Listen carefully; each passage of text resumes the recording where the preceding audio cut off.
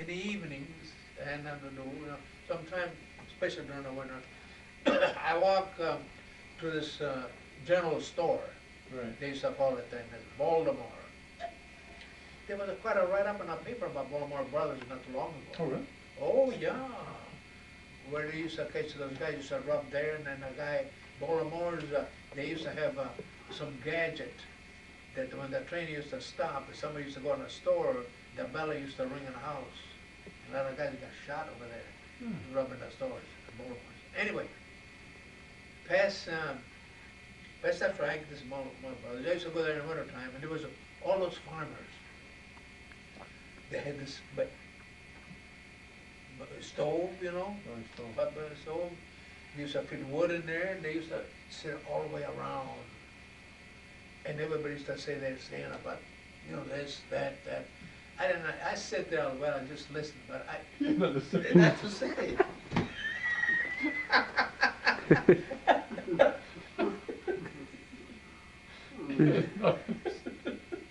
Oh, wow. You sure went to sales. Hey, wait a minute. What was going to say about a bunch of farmers that they own all You the... grew up in a farm in Italy. You could throw, Yeah, but wait a you minute. know, I'm counting. I didn't know their ways or nothing like that. I say again, I didn't understand. I just listen, stay there a while, and they would look at me, but they know who I was, them guys. Because, in a small town like that, you usually know what's going They on. treated you good though? They No, they treated me good, but I was. And, okay, I go there. Then I walk a little ways. It was only about a little grocery store and a barber shop, and that was the end of that. Summer. I mean, there was nothing there. Yeah, it was a small. It's small. Look what that is. Fill time. Pill time. I'm telling you, I gotta keep track of his pills lately. Well, he's He sorry. just forgets his, the high blood pressure pill is the most important thing. Yeah. Forgets- Well, he got on his mind now. No, not Yes, on that. but Forget that it. was sometimes. My mind is not like that her dad was. Well, then, I was working there. One time, I had a narrow escape. Almost, I got killed. There was between where I lived and the tracks in summers. I lived on the east side of the track. There was a farm, another farm there, big barn, and Donson's, their name were Donson. And in this barn, I had to go help him. I don't know, something about, there was a wagon, and this wagon was on stilts, like jacks. It was up in the air. I don't know if they took the wheels off, to take the wheels off for what reason, I don't know. And we went in a barn, and the wagon was here, and then the tongue is the thing that is long where you hook the horses in the middle. The long thing between the two horses was sticking out like this. And I had to stay here for some reason or what. Well, he was doing something, I had to stay there for, I don't know for what, that I don't remember. I don't know what, I went on a sign to get something. That thing came off, and that tongue went right through the wall and up. Oh, wow. I would have got the thing right here. Yeah. I never forgot that. Never forgot. We're close, huh? Oh, even the farmer said, you went on the side. Oh, you boys, you're lucky you went on the side. That thing could have killed you, he said. Wow. I don't know why I went on the side. You tell me why? I don't know. I guess somewhere, like, I don't know for the moment, but I had to stay there. Wow, that's close. And that there, I never forgot it. But that event was I remember also, if I was there, this happened just on the other side at this barn. They said, there's a road that goes somewhere, on the other side. He had land on both sides, this farmer. Well, he owned all that, all over around there. And it was a family one time. They were a German family. and we were weeding onions. And there was a father, the mother, the brother is about my age, and two little girls. But they were working. They were big enough to work. They were working. And this kid, he was a pain. He likes to use that word. Big old Okay. And we were working. While we was working, somehow he started talking here and there, called me Nico. I quit what I was doing. I went by him, took him by the neck, slammed him in the mouth. I could have took two of them, of him. At that time, I could have took two of them. And I had him down, and I was telling him, you call me Ralph, you call me Ralph. That heard and the mother turned around. They turned around, hey, what's going on, what's going on? Because he was under me. And my dad was there. Look at the cops at him. Hello. And I said, Hi. Are you home? Oh, yeah, I'm here. Okay. You said what you the dad was working there. yeah, The but you mother said was- something about your dad, I thought. No. I Oh, didn't. okay. Okay, you had him on the ground. Yeah, oh. His dad turned around. And I'm on because I seen him, but I was on the top of him. What was going on? And I told her that. What you doing that? He said, what are you doing to my... I told him, he called me. He bawled out his kid. Good. He bawled out his kid. Because otherwise I would never done that. Right. And from that time on, that guy respect me. He never called you Dave again? He respect me a lot. He called me, that's it. Because he knew how much I could handle him. He knew. Yeah. You knew it was over for him, huh? The same thing happened, I can't go there now, in the CC camp. That was worse there. And from that time, that's it. A lot of respect from He was me. about your age? Yeah. I could have been maybe 6 months old or something like that, but that was yeah. And a lot of respect for me. Hey, I was brought up working hard. I had muscle. Then I had, now I got nothing. What he would say? He would say, Dave, But, once you get to yeah, work or yeah, something? yeah. Yeah. And he was a cream puff. He was. You know what I mean? Mm-hmm. He was nothing. To me, he was a cream puff. It was. But he never figured you'd do anything because his mom and dad were there. But I did. You know what I mean?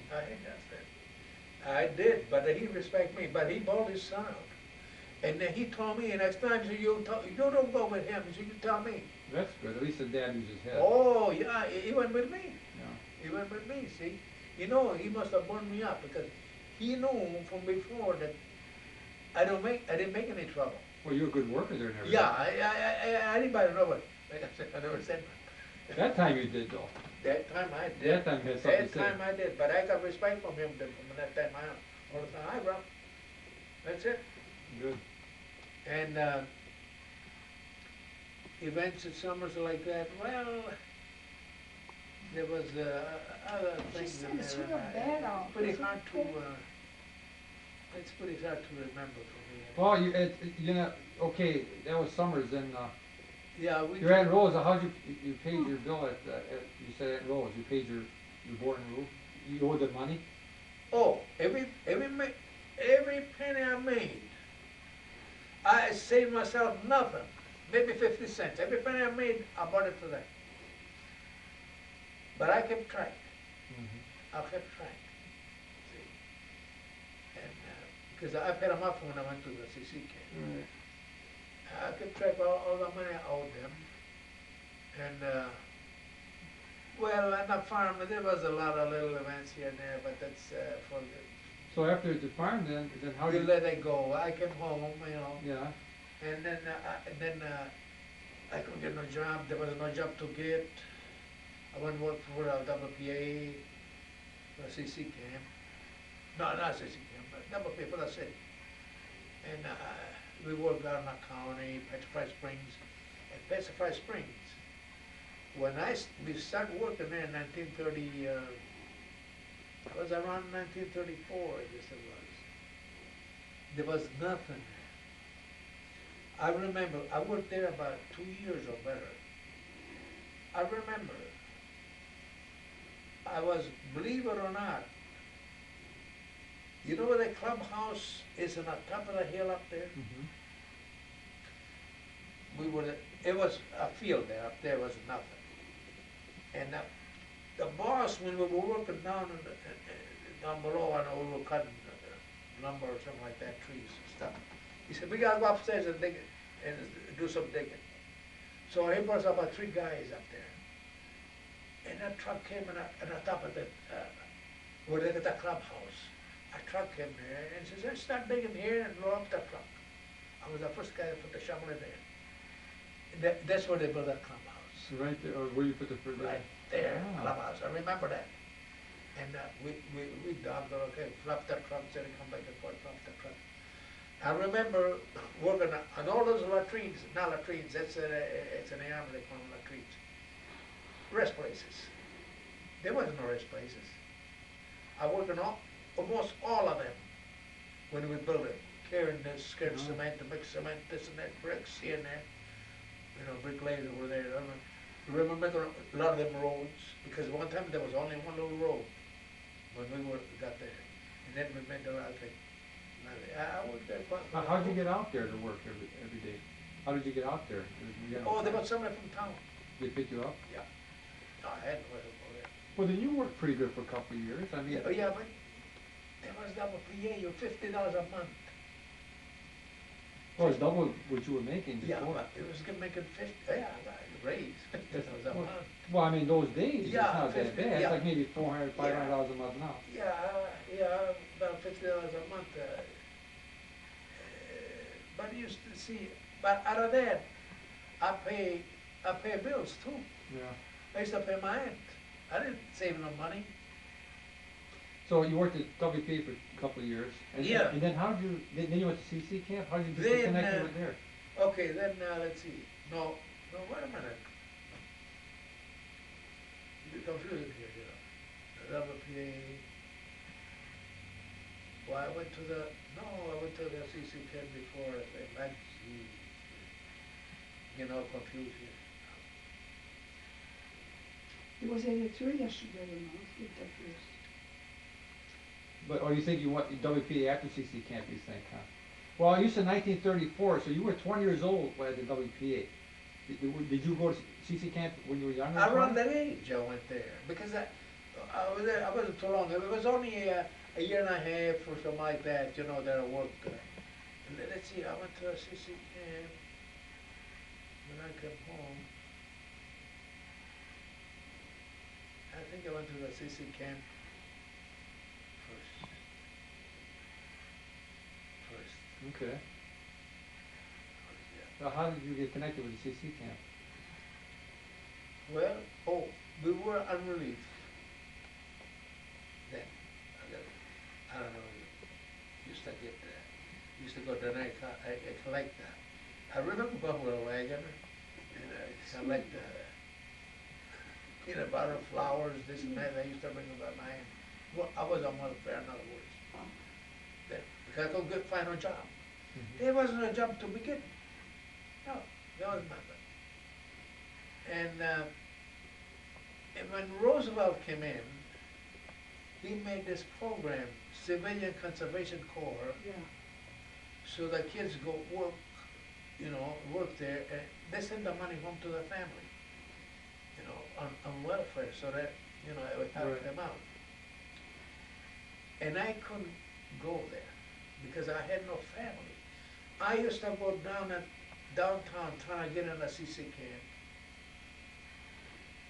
Every other day, they used to call kids, and my age, they used to call it YMCA, now it's yeah.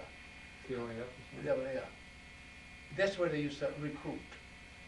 There used to be Army personnel there, checking you up, and then they sent you. I used to go there, I used to go beg in the city to go. They said, yeah, but you got no family. It says, these people, you got family, gotta go. Back and forth. I couldn't go in there, and I went, I don't know how many times. Sometimes I felt like bawling over there. Because I wanted a job, I don't care, I didn't have to go to CC camp. If I had another job, that's it, I'd have been happy. Right. So, I used to go there at the YMCA every day, and I used to see them guys leave. The young guys used to come in, the army personnel were there, they used to examine the kids, and they go. And I come home all disgusted. I go back down there again, in case because I know, by accident they might call my name, I don't know what. Mm-hmm. So one afternoon I went there, they needed 5 guys to fill up a quota to leave with a train, because there were 5 short. I was not one of the 5s. I was just there, looking. So, this army doctors, they examined those guys. There were 6 or 7. 3 of them failed. Okay. 3 of them failed the examination, physical examination that they gave them to go to CC camp. They saw me there, this guy, he waved at me. Miracle.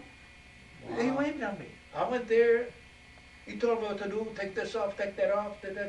Okay, he examined me. Okay, he says, you get, we notify your family, says that you're gonna leave. Ah, That was good. I didn't even know. Well, you lucked out on that one. Yeah, because they failed the examination. Great. That's how I got it. Yeah. See, and they notified my aunt. She came down with another lady and another girl was there. They know you had no family though, right? 'Cause that was the rule. Yeah, they had no family, but they wanted the quota. Mhm. They had to leave, and they weren't gonna search for anybody else. I happened to be there, and they got me. See He it. wasn't there? That's it. That's it. Good. See, I went. Yeah. That's how I went, not because that's how I went. So they came down, and we left. We went to Fort Sheridan, Illinois. And I got there, we got all in line, everybody had to get a shot. It was hot that day. It was hot. And I happened to be with a group of guys, and that sun was baking on me. I had that shot on me, all of a sudden I felt like passing out. The orderly was there, he saw me, he put me in a tent, made me relax, and I got better, Okay, we stayed there about a week, for sure. And I could speak very well, and my cousin Joe Porio knew a guy that was going there too, in a CC camp, with the same outfit I was going in. So we went and seen him, and he says, hey, he used to call him Fackner, his name was Punch Fackner. He passed away now. And he says, Ralph is going to CC camp too. He says, you help him out, because he can't talk.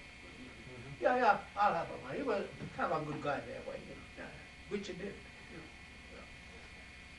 And I stuck around with him over there for those 2 weeks. Then we had to leave for La Crosse. This I remember was funny. A guy had a guitar there, some kid, and I was going like this. I didn't know, not even how to hold it. The conductor came by. He saw me going like this. He thought I was playing. He starts. He said, "Okay, let's play. Let's sing a little song." We play "Sweetheart Line." Sweetheart. He starts singing. Come, he says, "Come to me, come on." I don't know how to sing. I didn't know the song. I didn't know the guitar. I felt like this. Did you do this? Did you play? I was going blah, blah, blah, blah, blah, blah. It's all I know. It's all I know. I didn't know a string from another. And I just... And you were singing to it? No, I wasn't singing. No, I mean they were singing to it. No. Who? I thought you were singing. No. He came by, the conductor, and he wanted to sing a song with me. Right. He said, you sing, and He was gonna harmonize with me. He was. I can tell because he said, "You sing one way, I sing another way." You know what I mean? Okay. And no, I didn't tell him I didn't know how to play. No. I didn't tell him I know the song, which I didn't. I know how to sing. I stood like a cucumber. You just stood there. I said no, and it's all. Did you say something like me no play or something? Me not play. Me not I stood like a cucumber. I said no, I don't. You had nothing to say. He encouraged me. Come on, it's all right. You know what I mean? He wanna have a little fun. I felt funny. I wish I could have. Oh, you that'd know. been nice then. Yeah, I wish but I felt so funny and embarrassed. I wish when I went like that on the guitar like that. And well, then he seen that I want to do it, and then he left me. It's all right. Did you know? Did you have? You liked music later? You know? Did you know? Did you like music then, or? No, not You, that. you had no idea. No idea. No, I didn't even know a couple of songs. But I didn't know. Okay, then we went to Coon Valley. That's Coon? Coon. The name, you look at the Coon Valley. It's about 15 miles southeast of La Crosse. And we set up tent. We got there with trucks. On the train, we went to Army trucks. We said everybody, they made a schedule, and then everybody was called. That's your tent here, so many guys, a tent there, okay. We built a tent that night, And we stayed there, I don't know how many months. And what we did there is build dams by the farmers' land. We built dams. That's all we did. There used to be a kid there in the CC camp where he used to play the, not the cornet, what's the other one? Not the Concertina? Concertina. And he was from near Sheboygan to around there someplace, I don't know. But he didn't know too much either, you know what I mean? And he was trying to play a song one time on his concertina, but he did the wrong note. I don't know what made me touch a note, and it was the right note. I have, one of you guys like that, right? Hey, it sounded good, But hearing him sing, I used to like the music he used to play, those little songs. Because it's all you hear day and day out. We had no radio, nothing. He was the only entertainment. And when he practiced nights a little bit, and you hear him. You found out you liked music? I used to like, because them songs, I like them songs here and there. Okay. From there, I got hurt there. That's when I got hurt. How'd you get hurt? No, let's see. No, we went to Long Lake.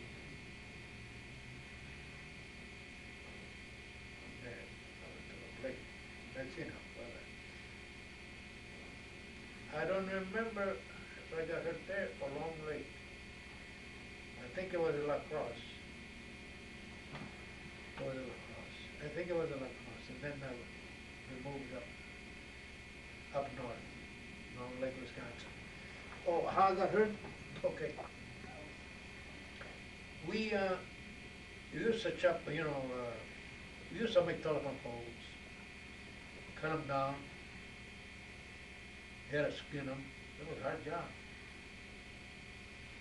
But this one morning, we had to cut some posts about this big. And with an axe, I was handy, because I handled it all my life since I was a kid.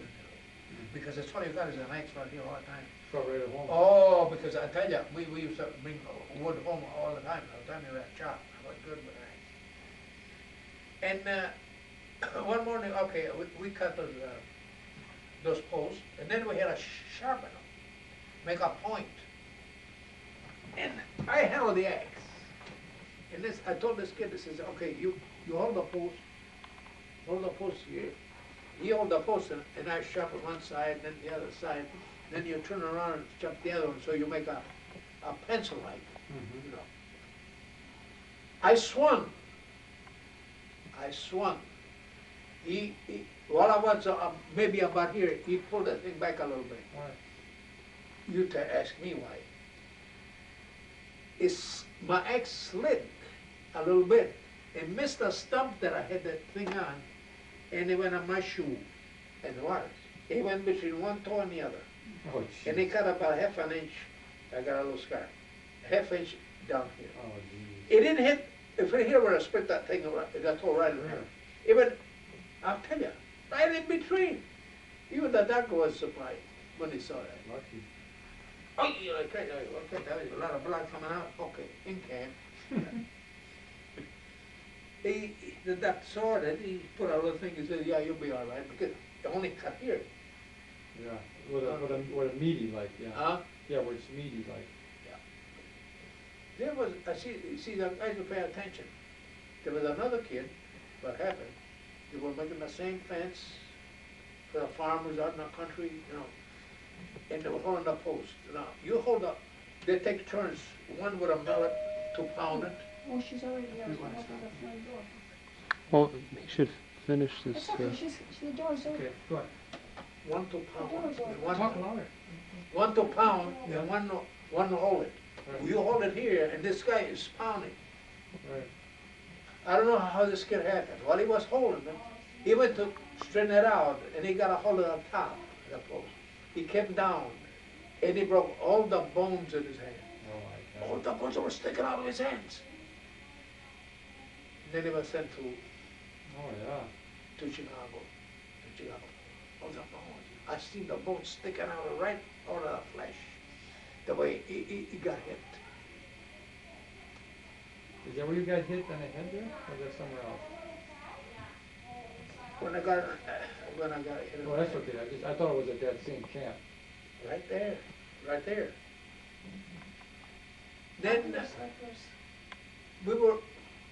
we had a job making fence all the time, make fences. Barbed wire, you know, barbed wire post, and then barbed wire. We were pounding, take turns. Hello, Pat. Take turns pounding on a post. Are these not a bit too hot for you? There was a kid from up north. Oh, it's okay, you can see your His name was Albert Hoover. Oh, thank you, lady. Take that. I'm busy thinking. Pat, We can I take order a turns. pizza for you?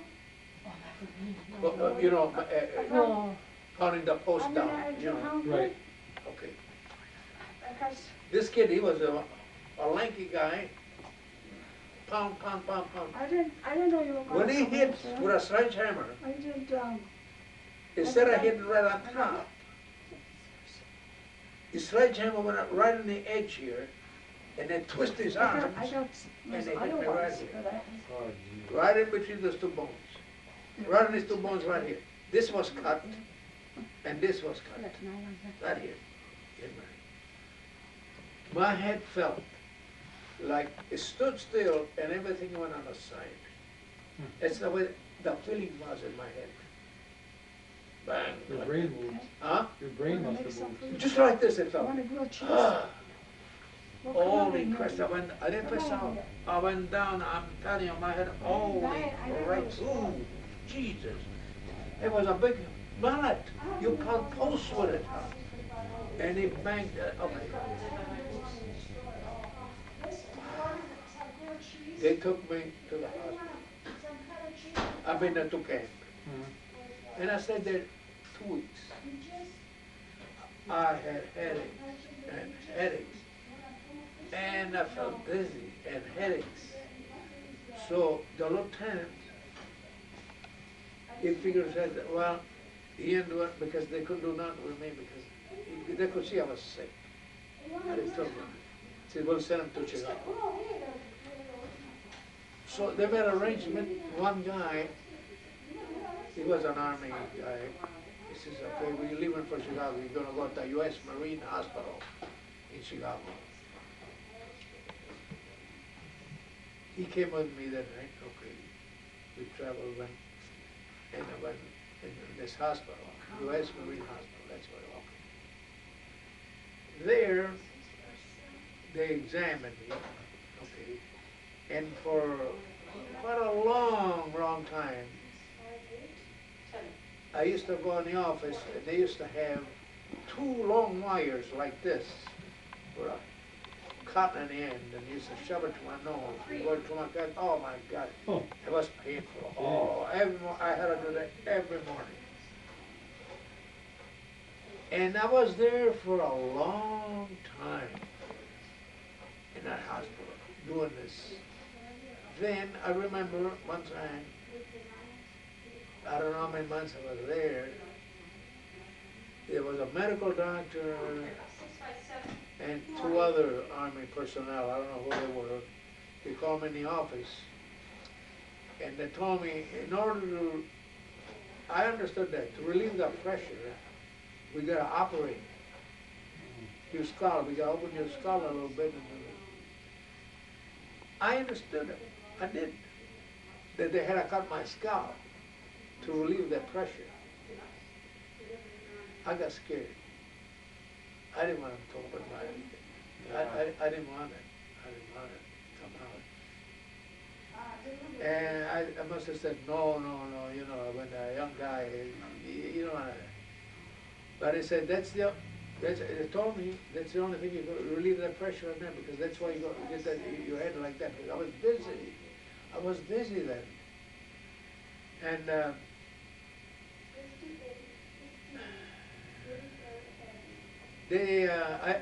they discharged me then because I didn't want to have the surgery. I came home. And then a couple of times I went back because I still didn't feel good.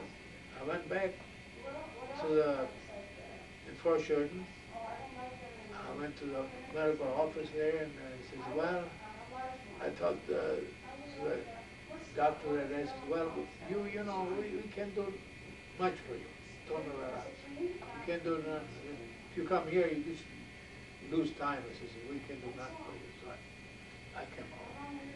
And that was the end of that when I got here. But I never felt good. I was 1 year on a trance for the blow. On a trance I was. Dizzy and... That's where your problem your whole life was?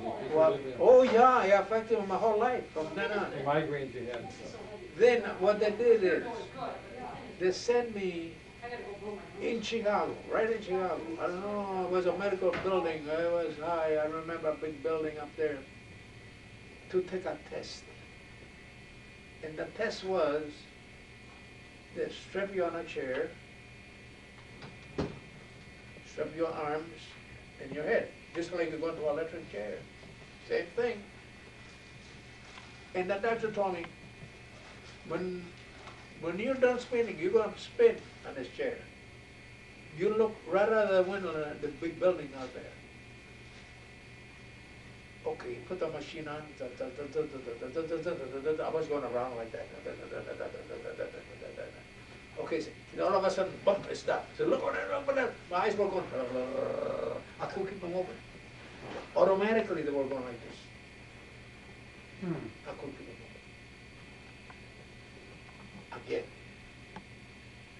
Again, try again. You gotta look outside and keep your eyes open. Spin. Stop. It stopped again. Again. It took 3 tries. By the time it was spinning, I felt dopey, worse. Oh, yeah. Because it's spinning. So he spun me again, spin. He stopped. Finally, I had him a little open. I tried. I don't know. I tried. And it's just okay. All right. Give me that. I don't know the results of it. He never gave me the results of it, and I don't know what to do. He sent me back, and that's it. I mean, as far as that goes, where I got hit. But, like you said, it did affect me for a long, long time. And they had a lot to do about your dinner. because I think the movement that I felt in my head stood still when I got hit. But everything went like this. We didn't know what to do. It's out of my head. Oh, yeah. That's the way I felt. exactly. I got Only for stuff that, in you the would have had the freezer. equilibrium problem and stuff, you know. If you want to Maybe it cook. could be that. Migraine, And then I mean, it could be that. And, okay, I came home, But in CC camp though, uh, I was in a CC camp. Up there, you know, as far as your meals and, did you learn to play guitar? meals, the meals were good. Did you learn to play guitar? I like the meals there. I eat over there. Did you ever learn how to play guitar in CC camp? Oh, in the CC camp, okay. There was, let's see now, there was one guy, but he didn't know too much either. He was worse than me. He had a guitar there. So, I saved my monthly allowance, which was $5 a month. I used to get $5 a month and send the rest of mine to pay the rest of my bill or the room. So out of the $5, I've done a lot. Yeah, because I used to save it. I bought a guitar for $5. Then. Because I got said, get one, we play. Okay, I didn't know that. And I used to get a haircut. Within my haircut, $1. No, $1. 25 cents a haircut. And if I needed any little things like that, you know, that $5 I had to last me all month. So got the guitar. It was one of the bridges was so high that you would have step on the strings. You know, a long time. Oh, Jesus. $5. What do you expect? Right. $5. And the guy that sent for me, he was a clerk in the office. He was from Kenosha also. And he happened to be a sheriff when he came. His hands His were name was right here in that lazy. Anyway, then I learned a few chords. You know, just a few chords. On your own you learned them, or? No, somebody taught me. Well, that's what I mean. Yeah, there was one kid there. He was a nice. But you were full. He used to tell me to, you know, get this. I didn't know what it was. Well, put the finger over here like this, like this. He showed no book, no nothing, you know. He ate it all, God bless And then him. finally, I learned about 3 or 4 chords. About then you stop. So I learned few chords, just a few chords. And then I had it all by myself. I didn't know nothing. There was a kid there that was sick one time. He had what they call a barber's itch. He was all full of scab all over his face. I happened to go walk by his tent. I seen him there. I felt sorry for that guy. He was a young guy too, you know what I mean? That was the kid that went up north after a while. I seen him there. And he says, how are you? I said, he said, no good. Look at the barber just there for a long time. Oh, you should see the scabs. You need anything? You know, I'll go get it for you. He says, want water or something like that? Anything you want, I'll go get it for you. No, that's all right. That's all right. Thank you. Whatever. He said, thank you. From that few words that I said, he liked me from that time on. Sure, that's nice. Yeah. He liked me from that on. Then he knew that I was strumming once in a while. And he used to like to sing cowboy songs. That's this kid. And that's how I learned those songs that I got in the book downstairs. Through him. No, I see. All cowboy songs and nothing else. I could tell. Huh? Yeah, I could tell. Yeah. And they used to love to sing them. Used to love to sing. You used to love to sing it, huh? And we said, you gotta say something to her? No. What? Yeah, maybe.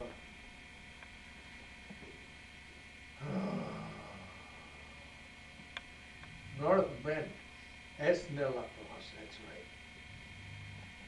But, you see, did I mention that? I think so. North Bend, and from there, let's see, because there we set up camp. But we didn't stay there for long. For what reason, I don't know. So we moved to, I mentioned that before, to Poon Valley. Oh, yeah. That's near La Crosse. Mm-hmm. You know, a few years back I went by there. All it is the mountain there. You know, bottom of the mountain, because there was a mountain there. The bottom of the mountain, that's where we had our camp. There was nothing there but just corn, There was nothing there no more. But I went to see it. I got a picture of it. Oh, really? Yeah, I got pictures. And we set up camp there, yeah, Coon Valley. And, okay, then we worked in camp or whatever we had to do. We had to dig some holes for to plant some stuff, I don't know, near the camp. One night, I was called in by the lieutenant. I don't know reason, me and the three other guys. I don't know what the hell it was all about. And they asked us if we want to be group leaders. All I had to do is just give orders. I got the people upstairs in the trunk. In other words, you just like a boss. Yeah. I had 7, 8 guys, but I didn't want it. I took it, I don't know for what. They wanted me to take it, I don't know why, because I don't know why they wanted me to take it. I didn't want it because I could write so good. Did you tell him that? No, I didn't tell them that. Okay. When we go out and we started out making fencing for the farmers. Fence all over, or way around, barbed wire and that. And they had to work. Just keep track, but I had to keep track. All that guy's name, I couldn't spell it. So I got one guy on the side, he was pretty good, we talked about, can you do this for me? Yeah. Who done all the writing for me. I felt so embarrassed. Oh.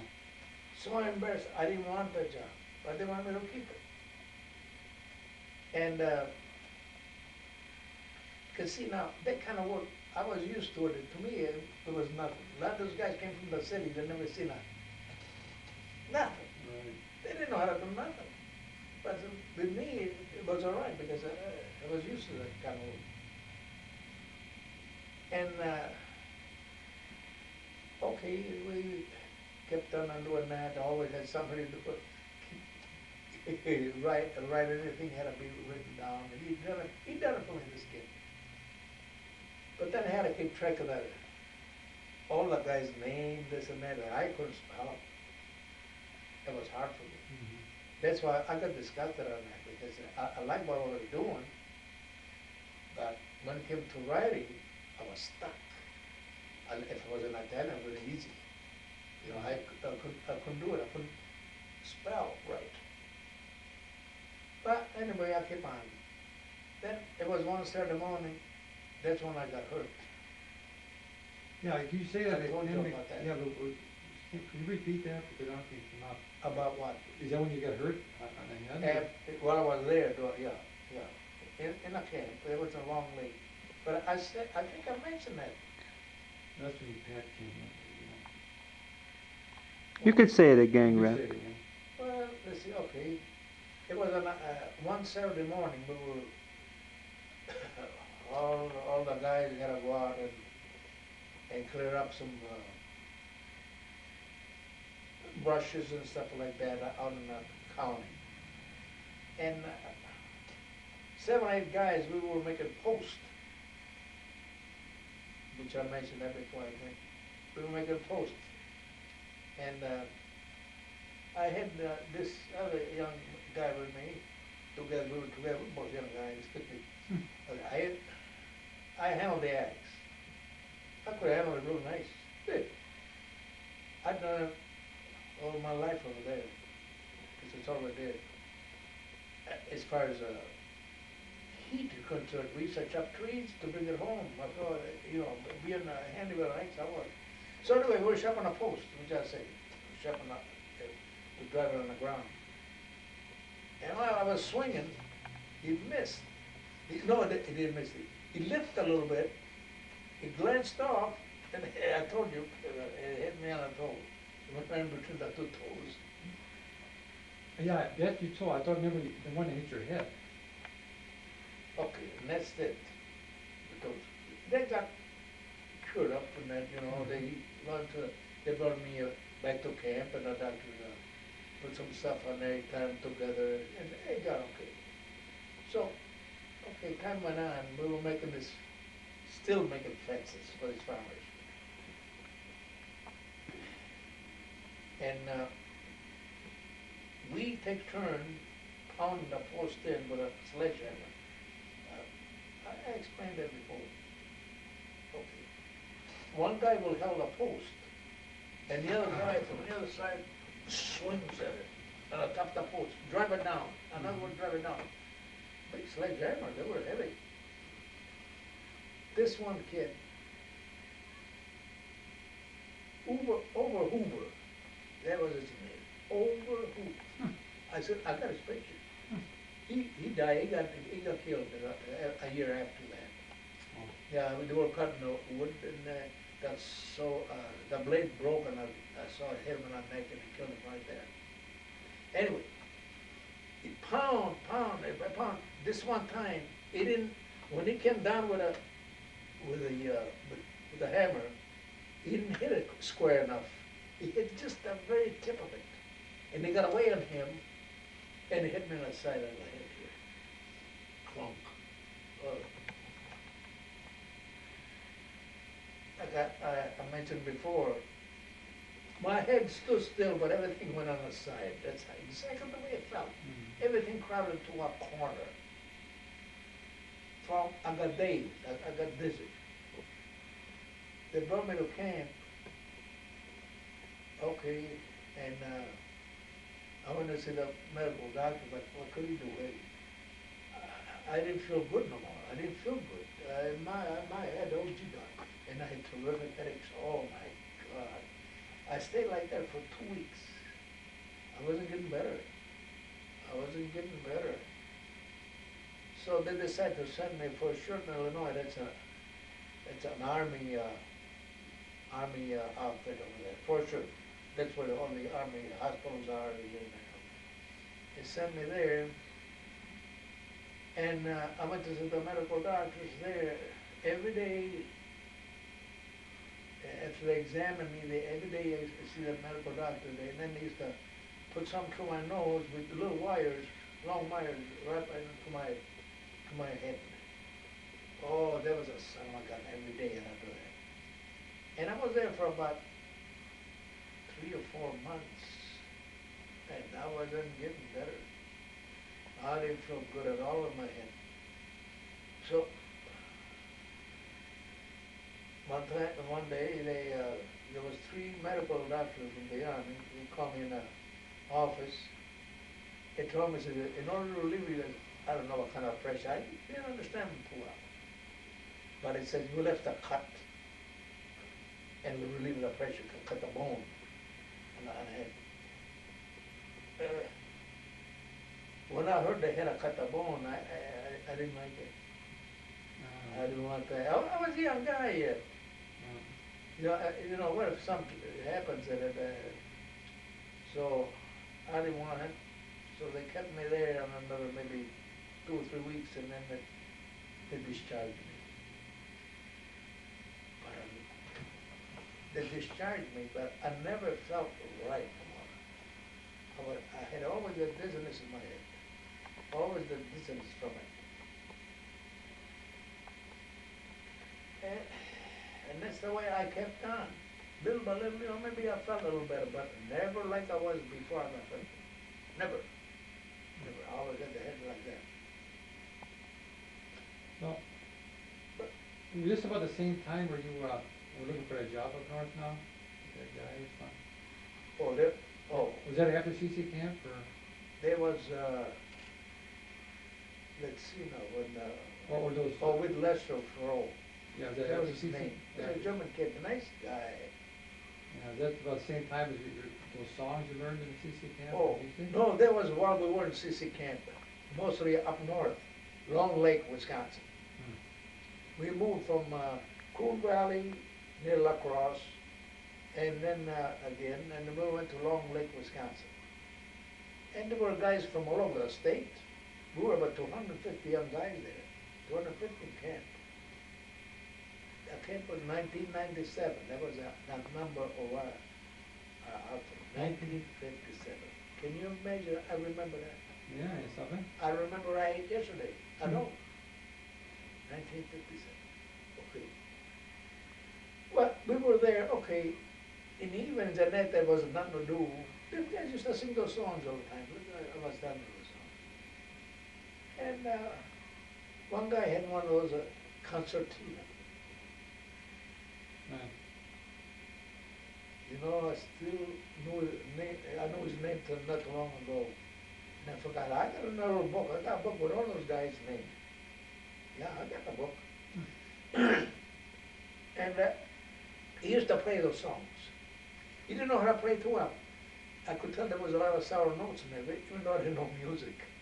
But you could tell when somebody hits a sour note. I could tell somehow. So you were musically inclined. Yeah, maybe, but I could tell. But one time I found a note for him. I didn't know nothing about a chord, but I hear. I could tell the sound. Hey, he was surprised. Yeah. Anyway, he used to play those songs, and little by little, you know, I got the melody. And then I met this. I was telling you about this young guy last before that he got that Barbara Rich. He was sick. Right, tell me. Yeah, he was sick there, and I trying to help him out. I didn't know him. And from that, you know, he got to like me. Anyway, he used to like to sing, but all cowboy songs. All cowboys. Yeah. And there was a guy that he knew music, you know, piano and that, you know, chords and that, and he said, we used to be together all the time, and he was talking about buying a guitar. So I said, well, I bought one, $5. Brand new. Wow. Someone said, yeah, not a good one. It wasn't not a good one, but anyway. It's a lot of money for those days. Enough so the guy taught me a few chords. And I used to, nights, my finger got sore, but you know what I mean, I started. So I learned a few songs, chords and that. Enough so I was able to, this Whitey here, I call him Whitey, Lester Pro. He wanted us to sing. He said, come on, we'll sing, I'll sing, you play. Sing. And little by little, it's all he did, is playing the song. And I used to enjoy them because it's the only songs I know. Right. At that time, I didn't know no other song. No MTV or nothing, huh? TV came way back later, long time. And then, well, this was going on. That's when I got hurt, and then I went away from there. Or you got hit over the head? You mean? Yeah, when I got hit, then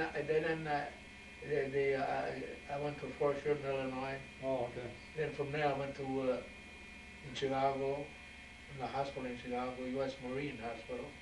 They kept me there for about close to 2 months. And I got discharged.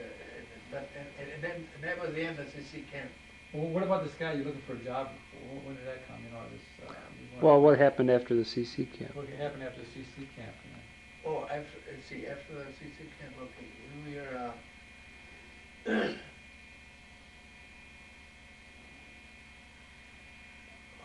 see now. You know, I gotta think about this now because,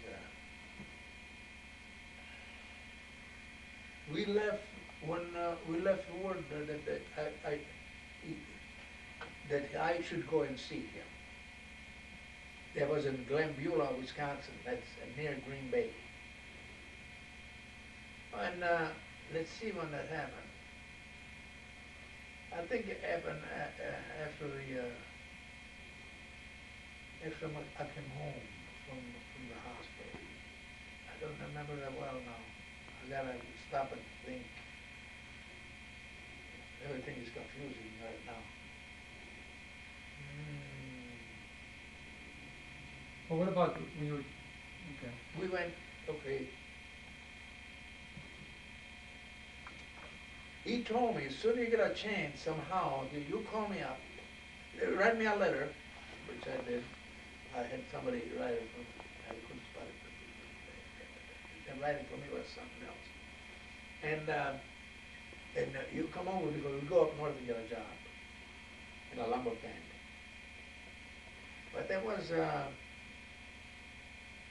just give me a moment.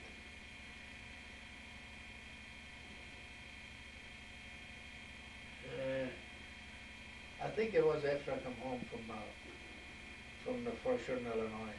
After that, I went to the after the hospital, yeah. After the hospital. Okay, we went there. I went by him. I wrote him a letter. He wrote me back. It says, I'll leave on a certain day and I'll meet you in Sheboygan. I'll pick you up in Sheboygan. You come with a train.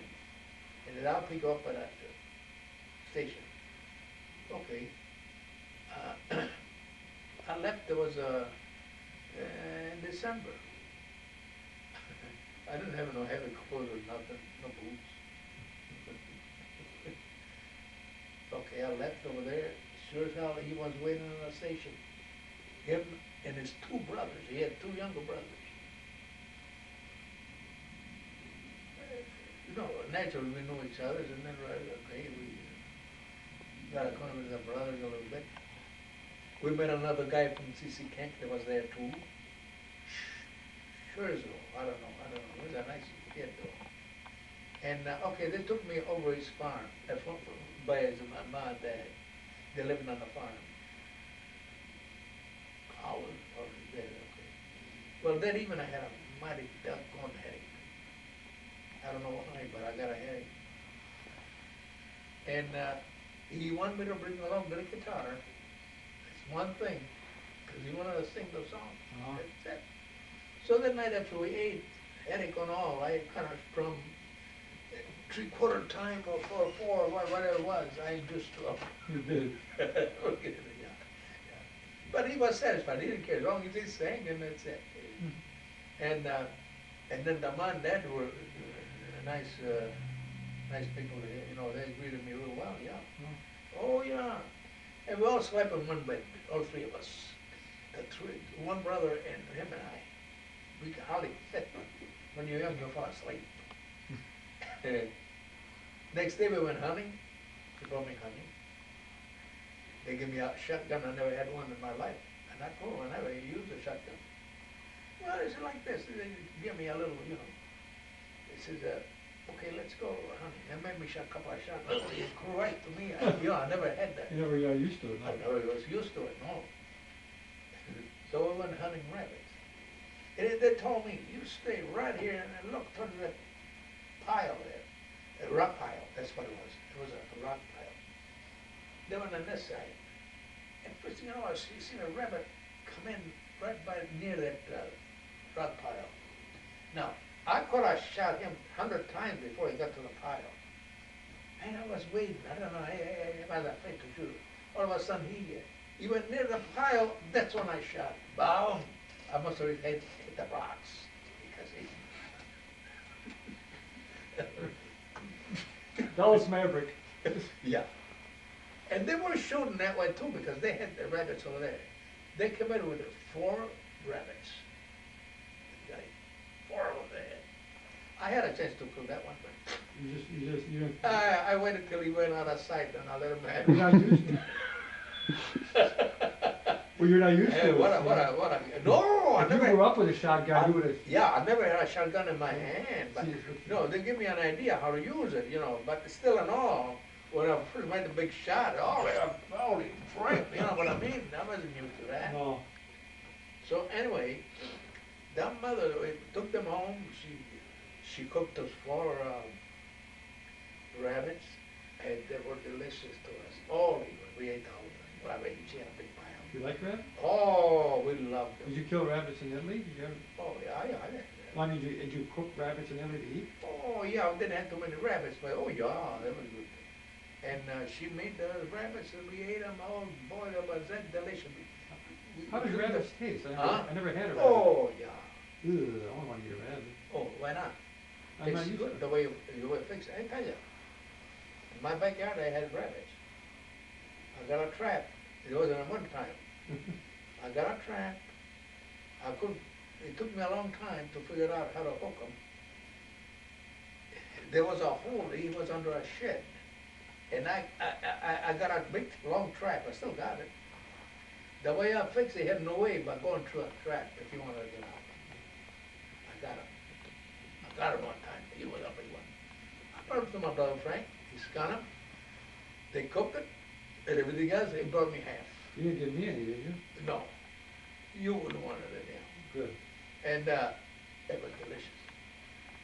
It was delicious. You didn't want to, for $1, you didn't want to eat a little piece of fried liver, baby liver. Do you $1 like- I offer you. $1 if you eat a little piece of baby. You didn't want it. I could, I gagged on it. You didn't want, huh? I gagged on it. Well, whatever, you couldn't, and I love it. Mom likes it too. See, that's the difference. Not from the old school. No, I said they get softer every generation. Well, what the heck were we now? I'm lost. I'm way back 60 years. Right after you got done eating rabbit. Huh? Right after you ate rabbit. Okay. From there, that's from there we went to the that's it. That was our deal. We stayed there a couple of 3 days by his house, and then we go up north. So we left. They had an old car. He got one brother, and Lester, and he and we went up north.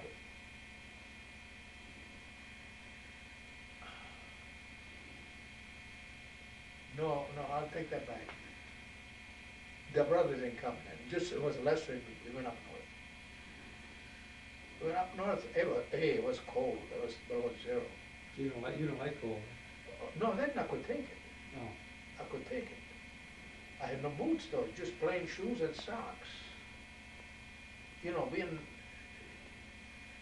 okay, we went near Leona, Wisconsin. That's where we were gonna get a job at that lumber camp. O'Connor's lumber camp. That was. But we got late that night over there, and I don't know, that he didn't want to go in town for some reason. So we stayed in a car in the outskirts of town. It was a little town, just Leona, Wisconsin. 10 below zero. 10 below zero. So we slept in a car. We stayed in a car just in the outskirts of town. Once during the night, maybe once every hour or so, you see a car go by real slow, all steamed up. All steamed up. You couldn't even see inside who was inside. Your car was steamed or the other car? Oh, we weren't there until we got cold. My feet felt like ice. I didn't, gee, I'm freezing my feet. Okay, let's go run. It's 10 below zero. So we button our coat, put our ear, and run down in the middle of the night. Run down so we don't freeze. All right. And we ran as far as we could and run back in a bit of cold. Then I would take my shoes off, rub my feet, warm them up a little bit, and they felt a little better for again, baby, I know it. Again. All night long, that's what we did.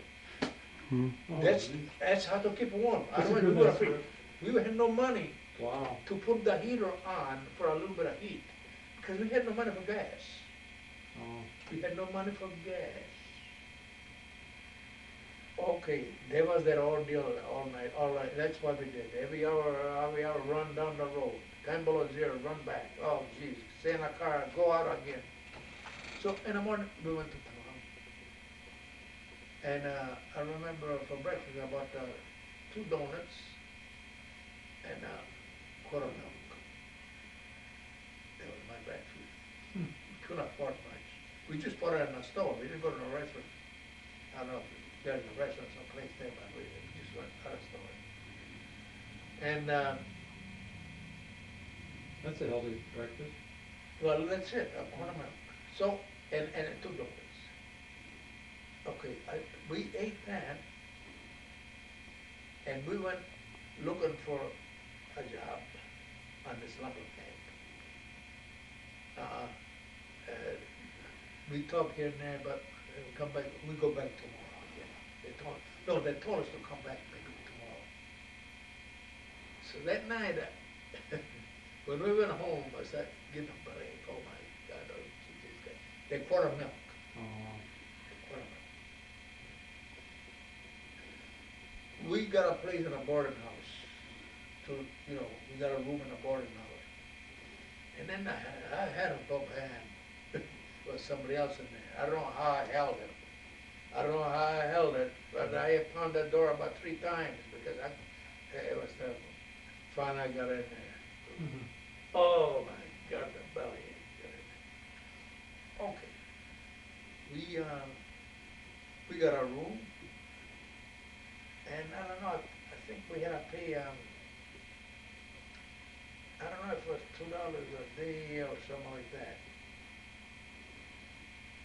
Because of the $2, $1.50, I don't remember. There was, but they charge. Right. Okay. So, next morning, okay, we went looking for that job again over there. Don't you get it downstairs?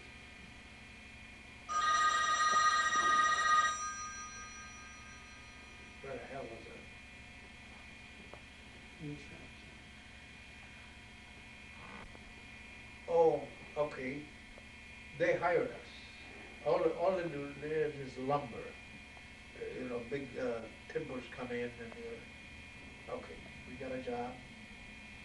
Then I went to, I had to go take my physical. I had a fever that night, and they didn't hire me. Why I got the fever, I don't know. He didn't hire me. And they said, come back and the doctor told me, come back tomorrow night. Tomorrow. I went tomorrow, and somehow my fever went down. I got hired. I had no boots, just shoes. We had to work in the snow to clear all the lumber out, and it was bitter cold, I'm telling you. I don't know how I took it. When you're young, that way you warm up. I used to come home nights and rinse my feet, my socks, and you could see it running. That my shoes would leak the snow, and the water would get in my socks. My feet were like ice, but I could take it. So how? I waited 2 weeks before I got enough money to buy me a pair of boots outside. So I got a job helping this guy. There was a mighty saw that used to split the logs and the lumbers to drag it in, drag all this big stuff in. So there was another couple guys that feed the saw. And we had a roof over the top, but no, the sides were open, just so when it rained or snowed, it would go there. The wind used to howl through there just like I don't know what. Below zero weather. So it's okay, I took that. And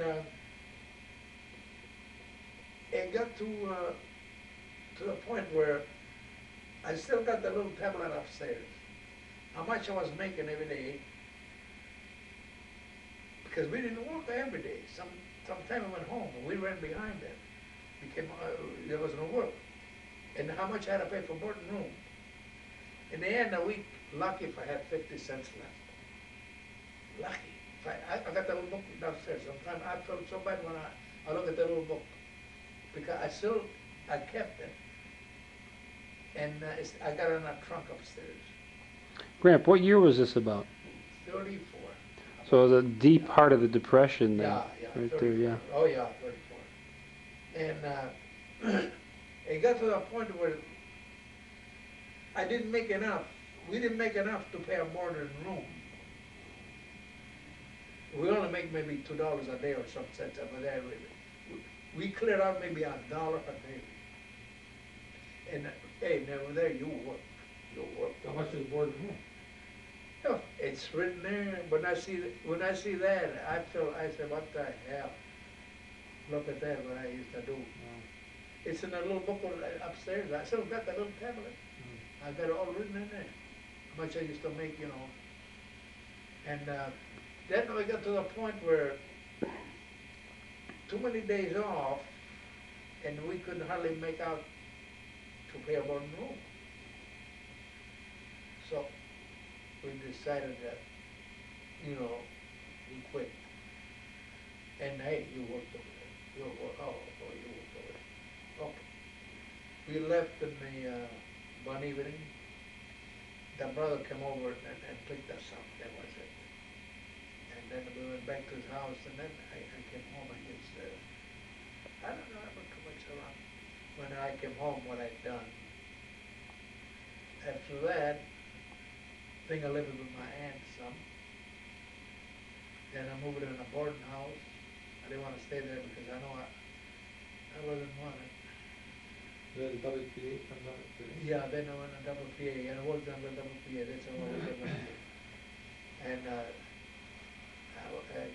it was $50 a month, just to not pay your expenses. And you really, to work there. Was that the following year or the? Yeah, about yeah. that? And that's when I was in a double PA, then, I was living in a boarding house down here on 60th Street. When I go by, I look better what's going on. And that's when I used to go to church. That's when I met Ma. I used to see her there. Mm. That's when I made connection with that guy to talk to her Right, dad. right. See, Mhm. that's when I by going to church, you know, and that's, the rest I think I said, you know. Anything else you want to know? But no, I don't. I got a little head again. I know guys that they didn't care, but I mean, I care.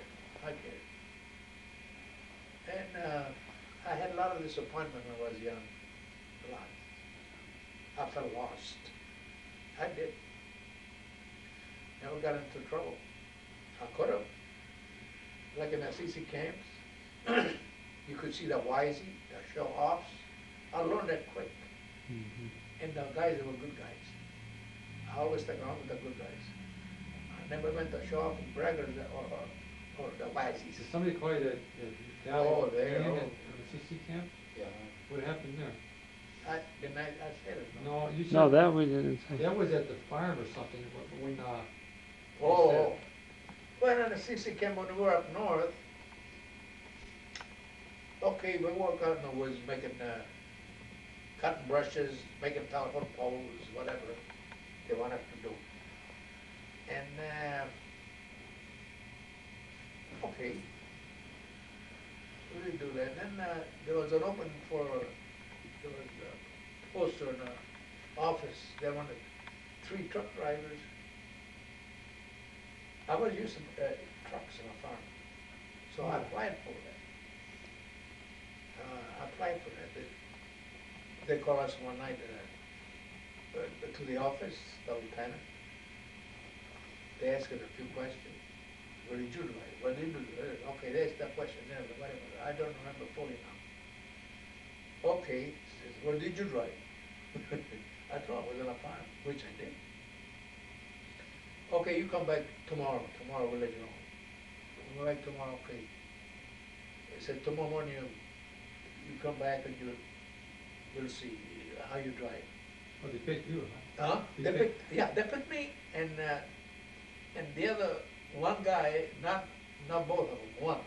Then they got another somebody else, but they picked me. So they had to give me a test, more or less. So all of a sudden here comes the sergeant, and it was an army truck. He says, okay, take that truck. This is more or less take me to Racine. Over there, take me to, you know what I mean, another little town. I knew where the little town was. Snow, everything. Oh, okay, I got him in the truck. I got pick him up by the barrack. Take me more or less to Racine. He wants to see how you drive. Yeah, he didn't say nothing to me. Just take me there. I went there. I said, okay, then turn around. We go back now. I got that job. I got that job. I could handle that truck. I did drive trucks on a farm. See, that's why I know that. Okay. Would he stick shift like that? Yeah, all 5 speeds. Oh, this was 5-speed? 5 speeds. Yours in the farm was how many speeds? There was only 3, yes. But this was 5. there was, when you put on super low, when the engine used to roar, it used to just creep. And anyway, okay, I like the idea that, because I didn't have to do too much. All I had to do was, not that I couldn't work, because the truck driver, all I had to do was bring that guy there, make off and get this, get that, get that. But you don't have to work if you don't want it. But when I had nothing to do, I used to work with the guys. I used to work with the guys. That's right. Then I had to do my own stuff. I quit and go. And the only thing I remember, I'd done a right driving. I had no problem there. You know, where we were, I must have mentioned that before, I did. It was hilly. And where we used to work during the day, we had to climb a hill that was pretty darn steep, I tell you. And we had about, let's see now, 15 guys in the back of the truck. You know, they were covered like a wagon with cloth, the army trucks. There were 15 in there. And this one time, and with me, when I was driving the front seat, there was a ranger, they used to call it. He was the leader of the guys, you know, not the army, not the lieutenant or the sergeant. Come on, they had rangers. They call them rangers. They know all about forestry or anything like that, you know. And they were like bosses over there. He sat always with me on the front seat. And we were climbing that hill. I was climbing that hill, and I had on some roll. When we were up there, maybe the guys were sitting a little bit too much towards the back in the truck. When we were going there, I had the thing roaring. That engine was roaring, I tell you. If you look on this side, you see a ravine, oh my God. And here was a hill, and the road was in the middle of it. Here was up yet, and here, if you look down, ooh, you get scared. Where I was going, you could see the front end lifting up on the truck. Where I was climbing the hill, it was going like this. Listen it up, lift it up. Oh, the weight was on the back. He said to me, keep it going. He had the door open. He had the door open to jump on the other side. My side was down the ravine. Oh, geez. I kept the thing to the floor. They barely made it. That thing was going like this. Oh, if it went a little bit more, it would have flipped over. I wonder if the guys knew that in back. No, I don't know. I don't have to know. From that time on, everybody walked up the hill. We stopped all the trucks. There were about 4 trucks. We all stopped, unload the guys. The guys would and start walking up there. Oh, yeah. And we go up there empty. From that time on. I don't blame him. Yeah. That time on, that was a scare for that guy. I tell you, he had the door open, ready to jump out. That would have been, yeah. I had to stay there, hold it. I had to hold it, my motor, so it don't even quiver. If it would have quivered, you know. If you would have lost it, you would have probably ended up in a ravine. Oh, goodbye Joe, that's it. Yeah, because you would have went backwards and might have. Oh, triple over, no, down that hill over there, it would have just like this. Yeah. See? And, but you know, I felt sort of, you know, tense, but I wasn't scared somehow. I don't know why. Your adrenaline was going. Huh? Your adrenaline was going, you know, because you know you had to do it.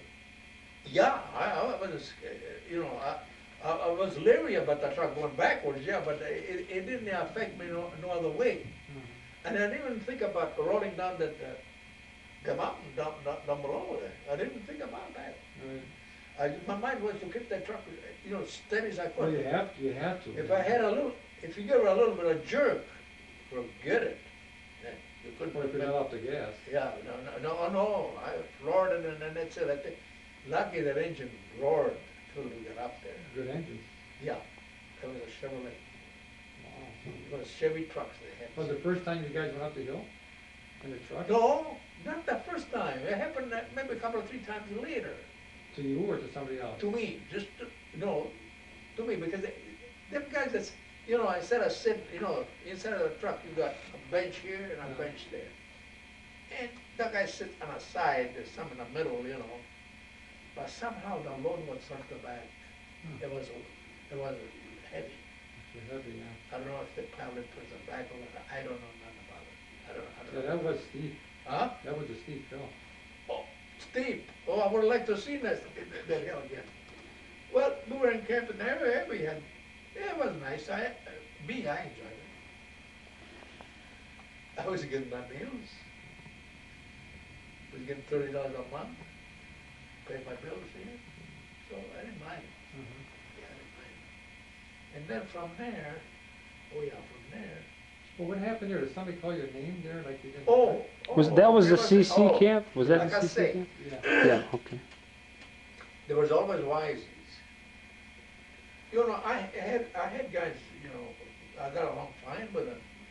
You know, they're little I could talk, but they respect me. I should respect them.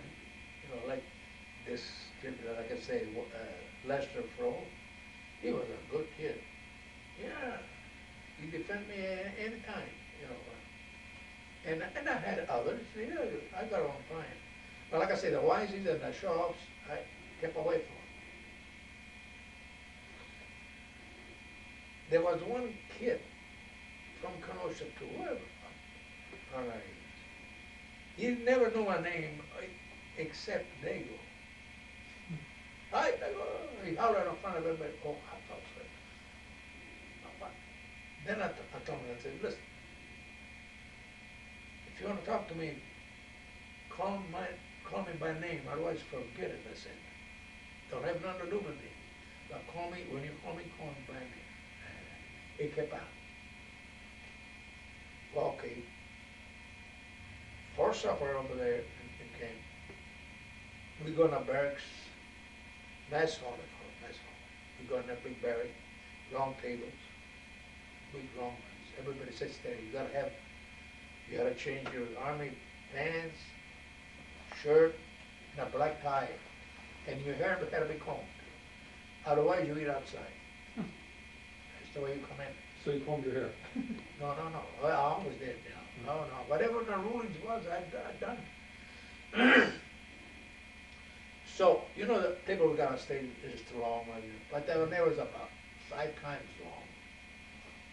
Guy sitting on this side, guy sitting on that side. Okay.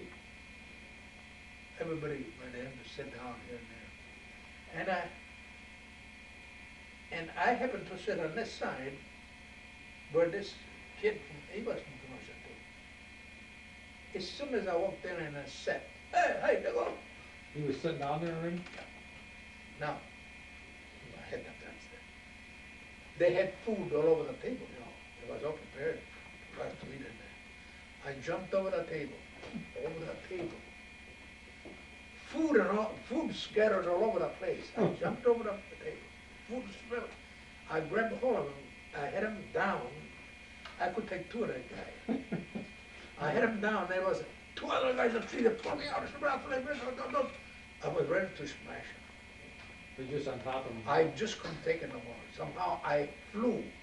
I flew on the top of the table.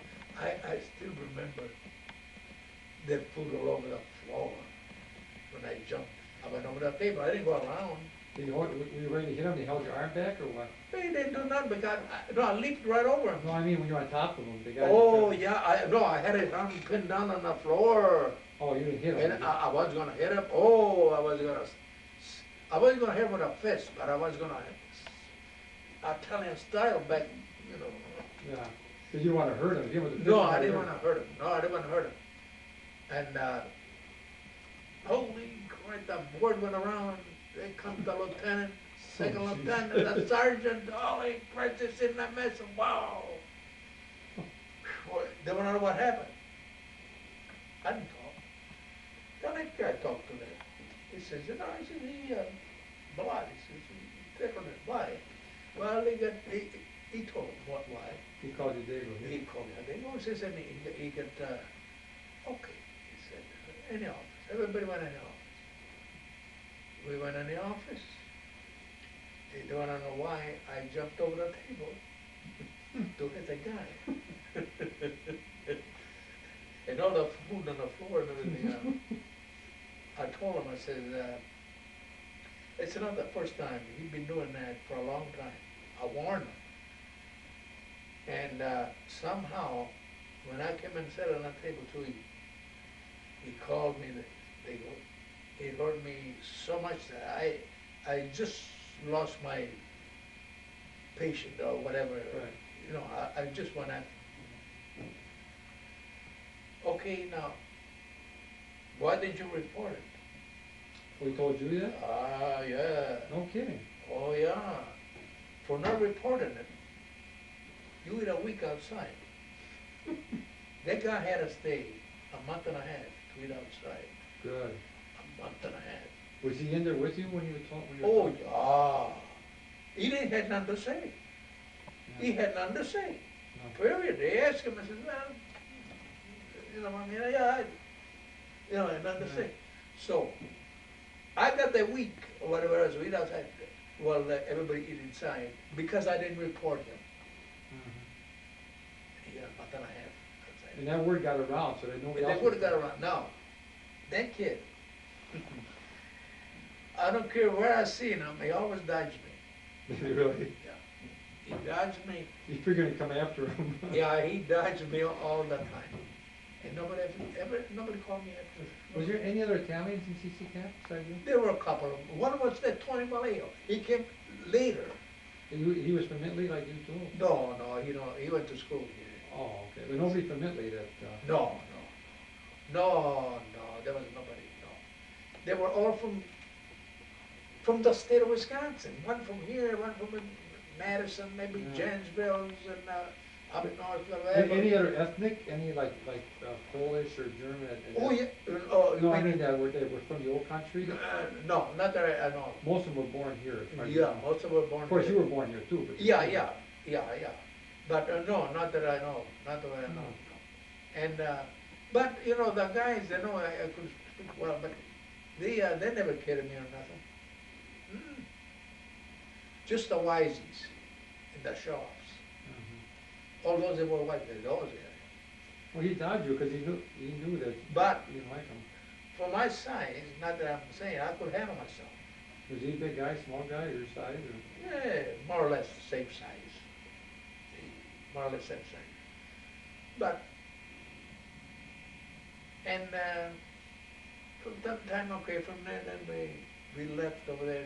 They went, it was tough over there, working over there. It was tough. But because I- generally speaking, you enjoyed the CC camp, though. Huh?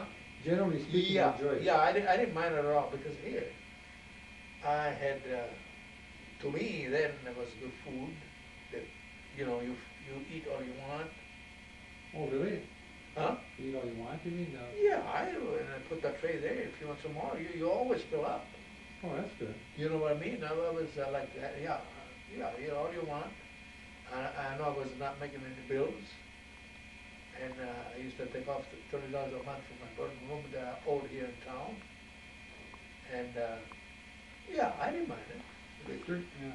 You know, During this time, were you writing your mother during this time, or was that later you started writing her?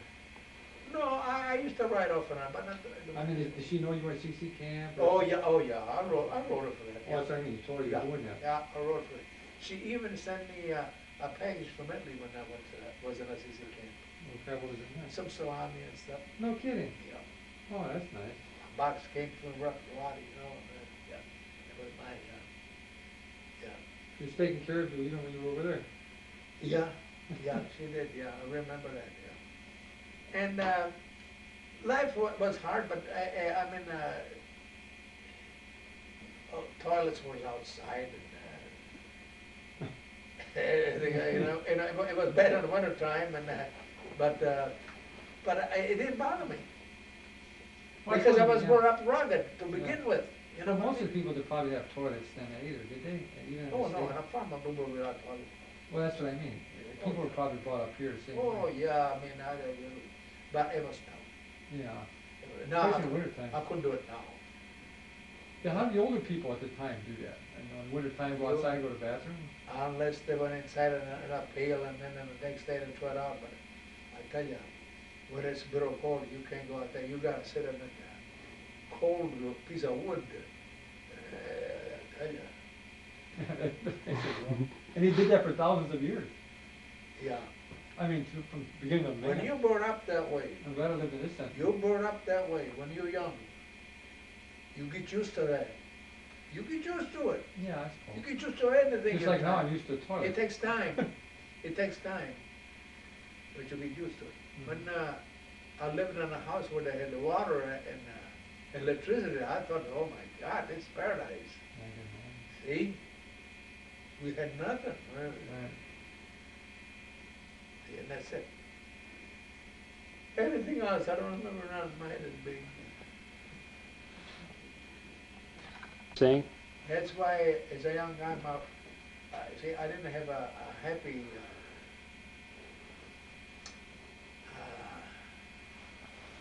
living, or whatever you want to call it. And that's why, you know, I got nervous. You know. I got nervous, and then I got hurt. The head, the pound on the head that I had with a sledgehammer, that took me back a long time. It took years before I felt a little bit better. Yep. And it was hard. And Plus, you had to miss your family. You know, your childhood family.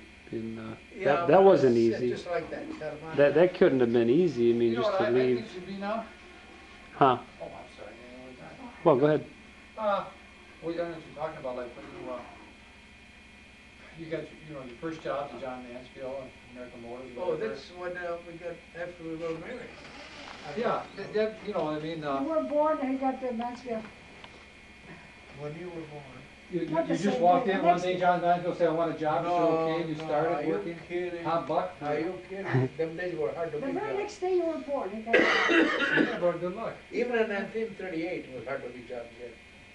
Even after When the we got, depression. oh yeah, But it was better, though. a little bit better, yeah, but not like it was in the early 30s. But I, when you were born, So it was a very good year. no, when you were born, my partner. Let's see now.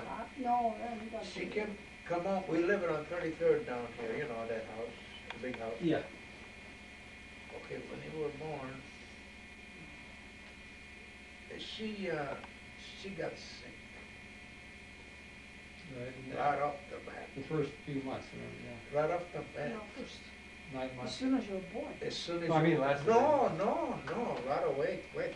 Oh, I mean, it lasted 9 months, didn't it? You said it in the tape last time or something. Oh, no. Because I was with Grandma and then Franny the first couple of months, or...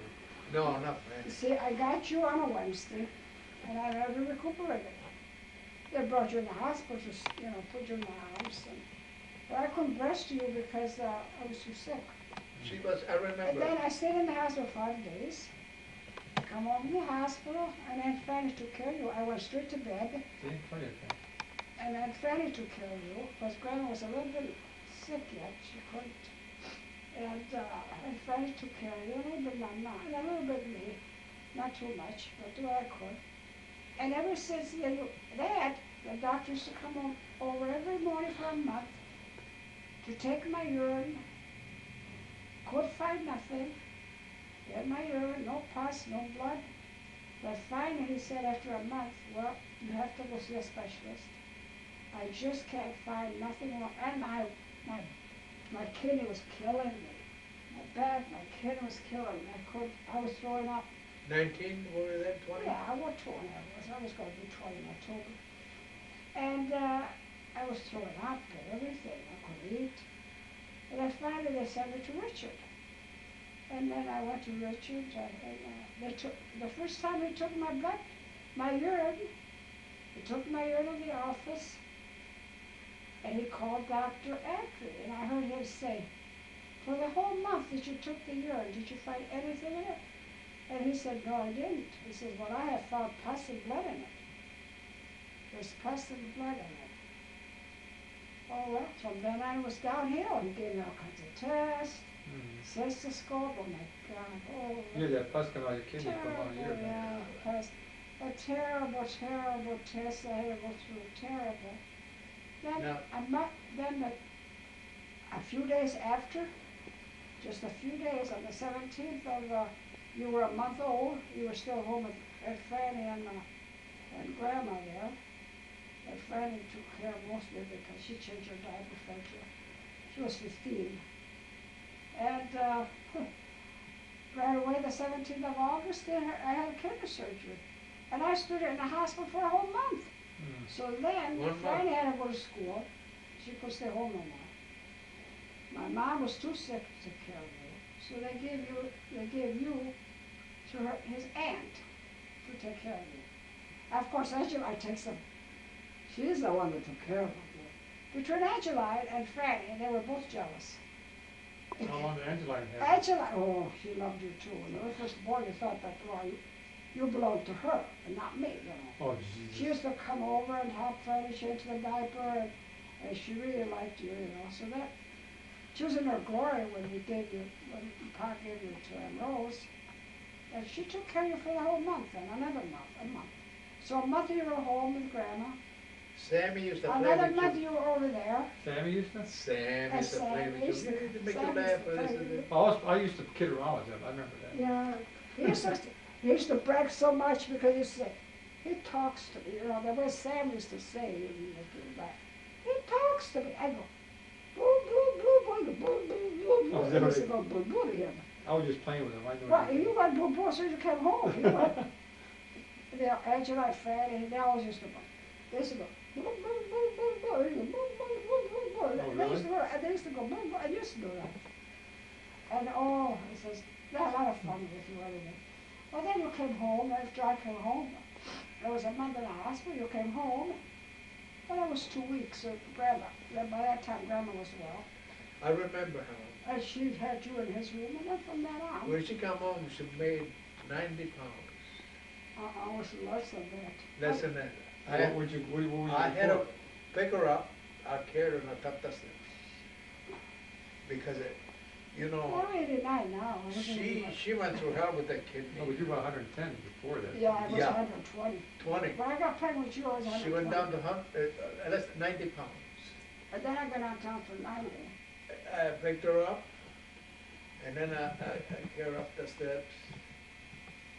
And boy, she had a big gash on her side. I used to put peroxide all the time. You No, could no, s- no, no, not then. It was later too? Later? That's the one now, and the peroxide I remember was, the the peroxide when he was big already, when that's my side. I used to put it in. Well, anyway, I had trouble with that incision. I remember that as a kid.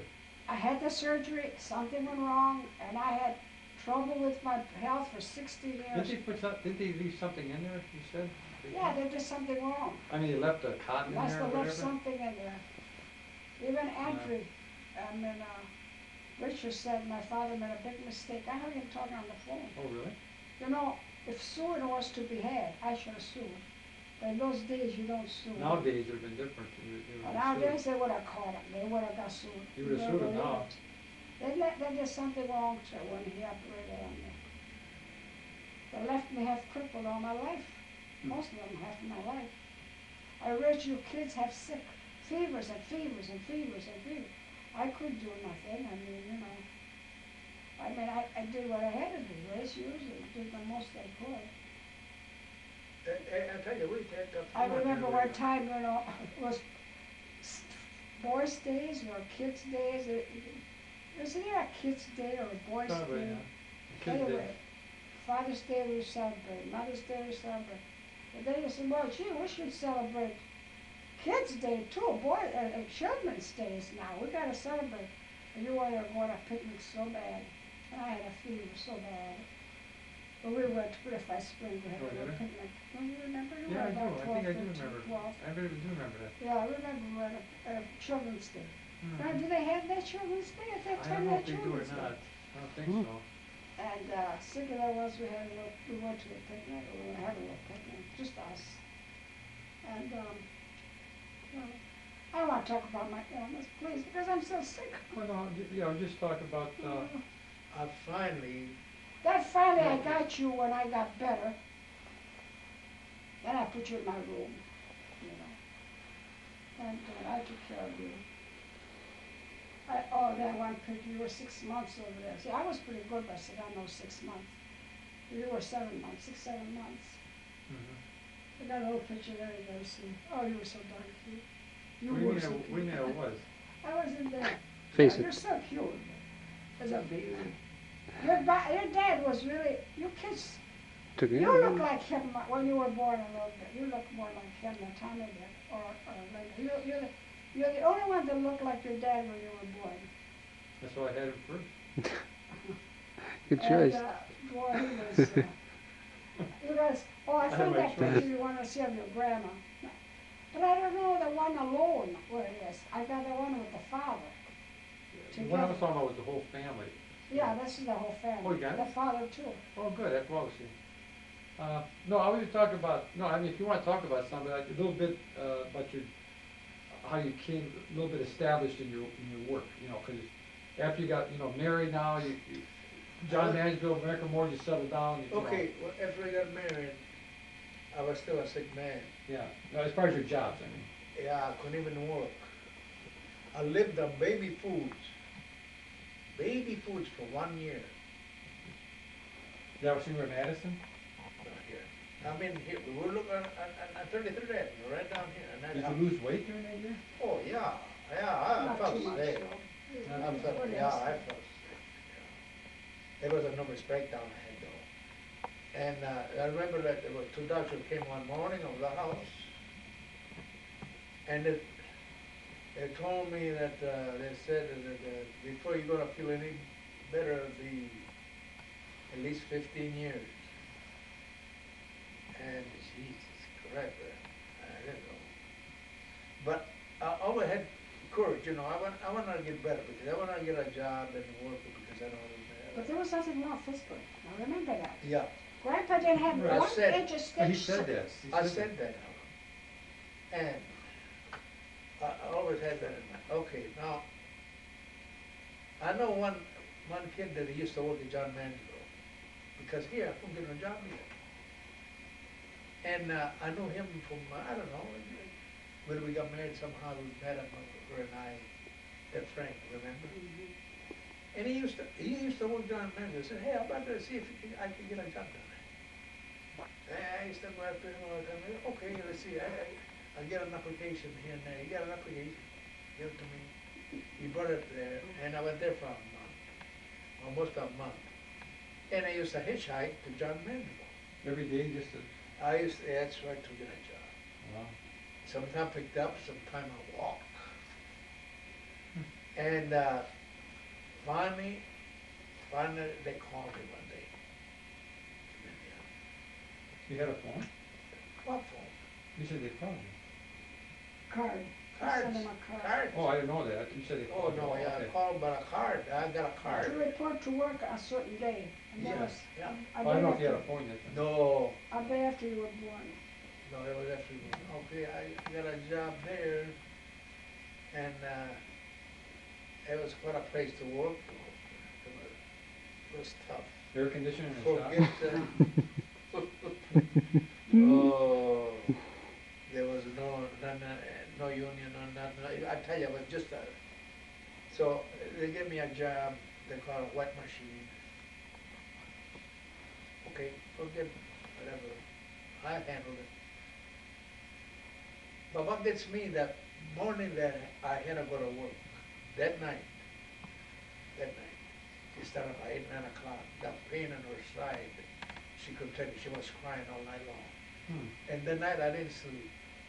I had to go, the first day I had to report for work, That was the first day. first day. Ralph, I wasn't even home from the hospital Alan, the yet. first day, That's okay. That's okay. please. Even if it was the second day, that's First fine. day, Alan. Maybe you got called and you didn't go in until I come home, No. but you already went. No. I remember next morning I had to go report for work when I'm down there in John Mansfield. So, okay, forget that part. I barely made it that day because I felt tired. They gave me a job and that white machine, what they call, okay, forget that. I had no car. I always depend on somebody else to pick me up. And when I didn't get picked up, I started walking. Even if it took me to, if I You wasn't gotta a leave second, huh? You had to leave earlier if you start walking, right? You better believe it. No, I get there late, about 3 hours late. Oh, gee, did he say nothing? I I wasn't picked up. I didn't have no car. But I said, I walked here. You walked all the way there? I walk. Where was John Met? John Met was in where is Waukegan. it? In Waukegan. Waukegan. Well, that's I where, walked. that's where the separation starts, right there, because I thought you always hitchhiked. Not all the time hitchhike. That's, I walked when, the guy didn't pick me up. I had no telephone to call. It's a We long had way no to telephone go. to call. No, he hitchhiked, I think, applying for the job for that month before. Remember, you Oh, yeah, hitchhiked? well, that was before, Yeah. But even when I was working, I depend on somebody else Mm-hmm. to pick me up. You pay them so much, whatever they wanted, okay? And we had pretty tough jobs over there, a lot of asbestos. That's all it was, asbestos. Every 6 months we take chest x-rays. Yeah, that they used to give us. And the dust in there was something else. So, What was that job, Gramp, you were telling me once where you had to wear, was that it? You had to wear a that's the mask? place. Can you explain That's that? the place. That's the place. Can you explain that, how that job was? The job was like this. I had to feed a big machine where they make those big sheets, 4x8 sheets at the end. The machine was on for me across the street. And I was way up on the top here feeding the machine. There was an elevator, I used to bring all my stock there. What did you say? Like how that job was when you had the mask, you were okay. saying? Now, when you make those big sheets of asbestos like this, big sheets, you make different colors of them, you know, not always the same color. I feed up there maybe asbestos. The bags were 125 pounds. No, 100 pounds, 125 pounds. And you got a, it was a huge tank I used to fill up with so many bags of asbestos and so much coloring and so much water to feed a machine.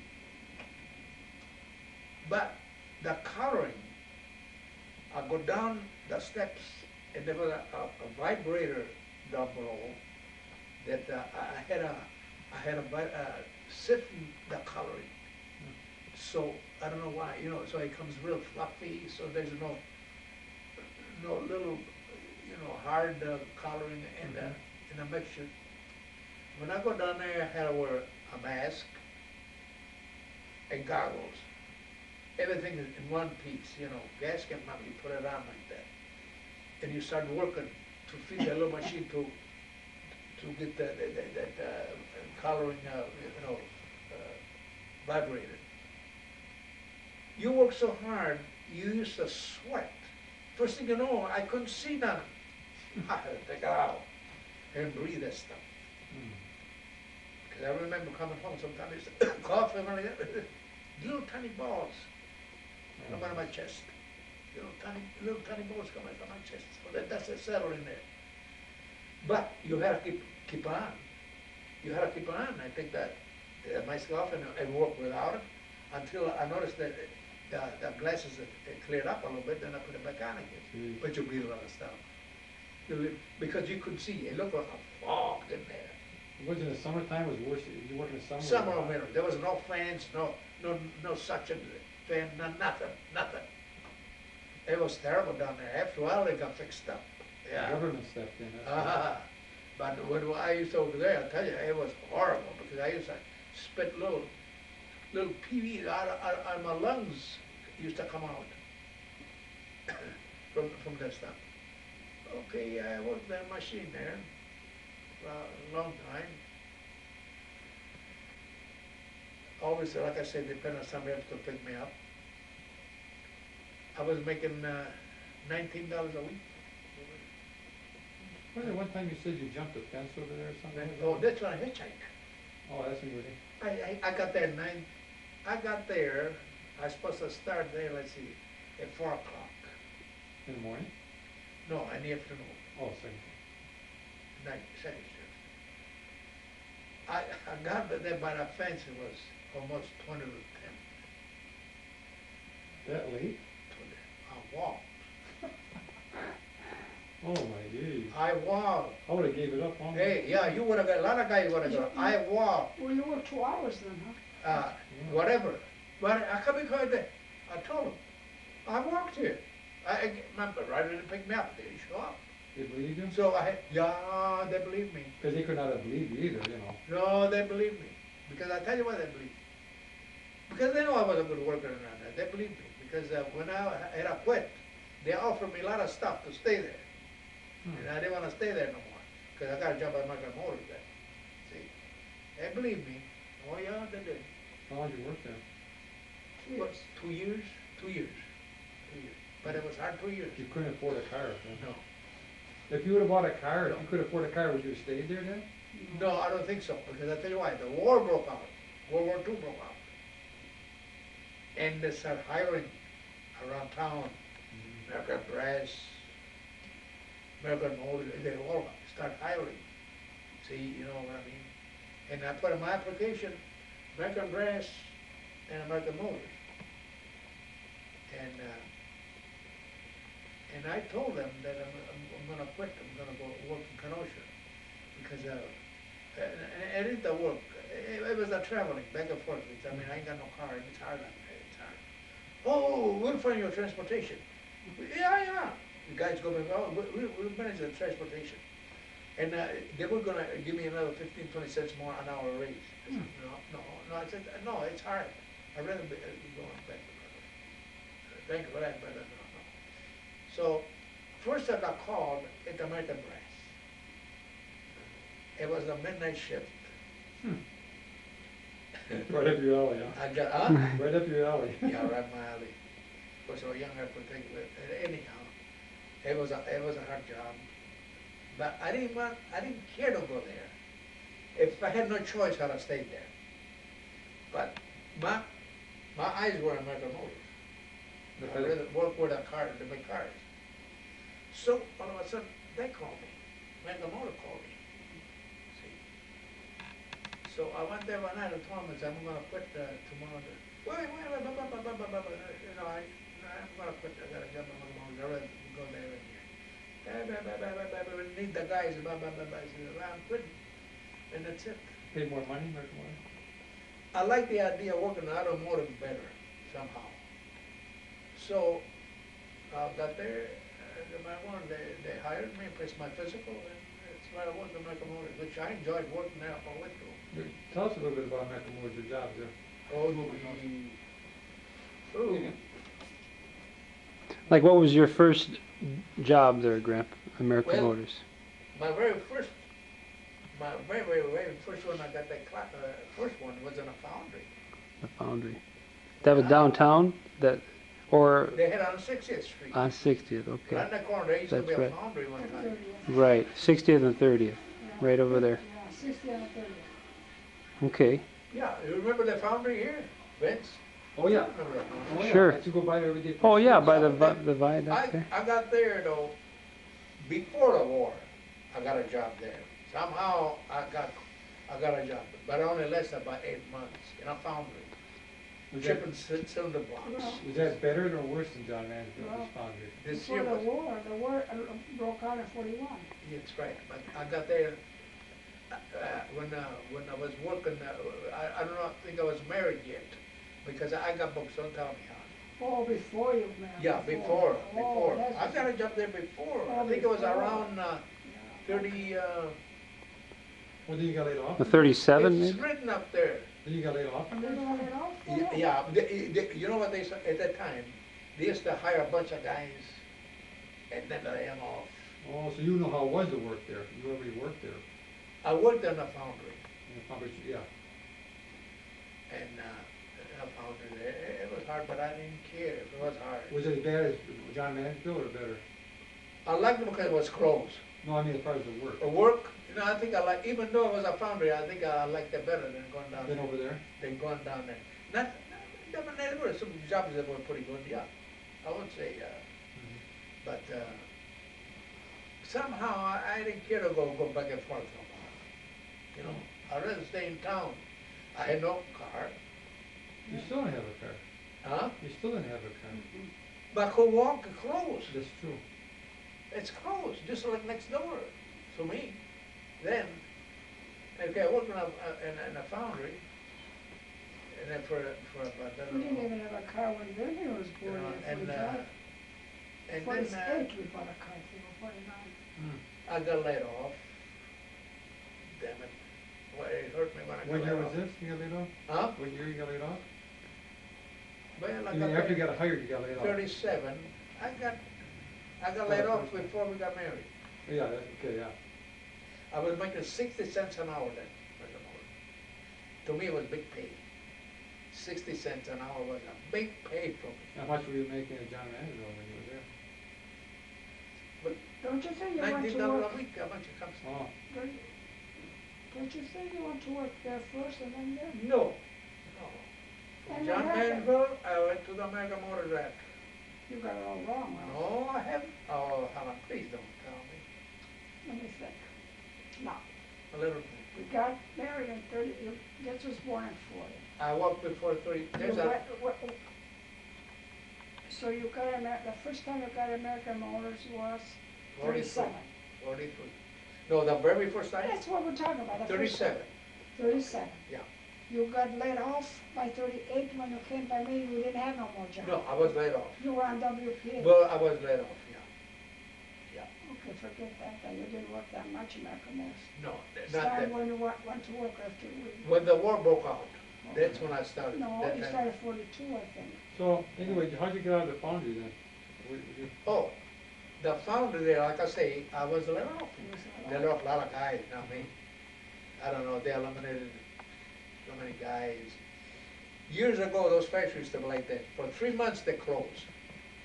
3 months, they close the shop. You don't work for 3 months. And then they change the model, they start again. But, and that's how it used to be.